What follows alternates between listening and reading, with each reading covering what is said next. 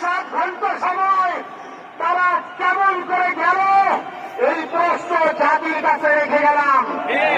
আমার কোনো চাওয়া পাওয়া নাই। আমার ভাই ওসমান হাদি শহীদ হয়েছে, ওর শহীদি তামান্না ছিল। আপনার বক্তব্য শুনেছেন, আপনারা শহীদ ওসমান হাদি টকশো শুনেছেন।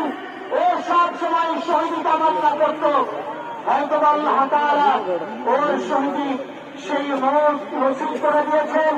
কিন্তু আপনাদের কাছে আমি এই ঋণ করে দিন, আমি ছাড়ব না। আমার ভাই শহীদ ওসমান হাদি বিচার যেন প্রকাশ্যে এই বাংলার জমিনে আমরা দেখতে পারি।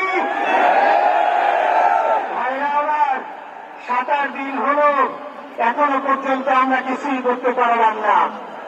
এই দুঃখে কলিজা ছেড়ে যাচ্ছে।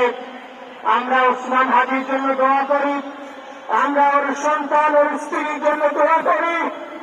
ওর সন্তান মাত্র 8 মাস বয়স, গতকালকে যখন ওর কাছে নিয়ে এসছে সবাই বাবাকে দেখাবো ওসমান হাদিকে। আমি বললাম কি লাভ হবে, ও তো কোনদিন ওর বাবার চেহারা কথা বলতে পারবে না। ওর ছেলে আর কোনদিন জানবে না আমার বাবা কেমন ছিল। ওসমান হাদি আর ফিরে আসবে না। ওসমান তুমি দেখে যাও, লক্ষ লক্ষ জনতা তৌহিদি জনতা তোমার জন্য পাগল। ওসমান তুমি মরো নাই, তুমি আমাদেরকে পাগল বানাই দিয়ে গেছ। আল্লাহর কাছে আমরা সবাই দোয়া করি, আল্লাহ যেন আমার ভাই শহীদ শরীফ ওসমান হাদিকে জান্নাতুল ফিরদাউসের ওলা হিসেবে কবুল করেন।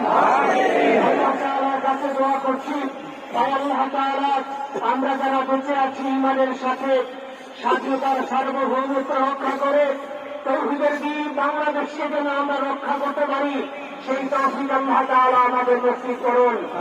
আপনাদের সবার কাছে দোয়া চাচ্ছি। আমার মেজো ভাই ওমর ফারুক সাথে ছিল, ওর জন্য আপনারা দোয়া করবেন। আমার ছোট বোন মাসুমা 1 নম্বর হয়ে গেছে, তাকে চিকিৎসা করাচ্ছি, ডাক্তার বলছে অনেক বেশি সমস্যা। আমাদের পরিবারের জন্য একটু দোয়া করবেন। আমাদের আর কোনো চাওয়া পাওয়া নেই।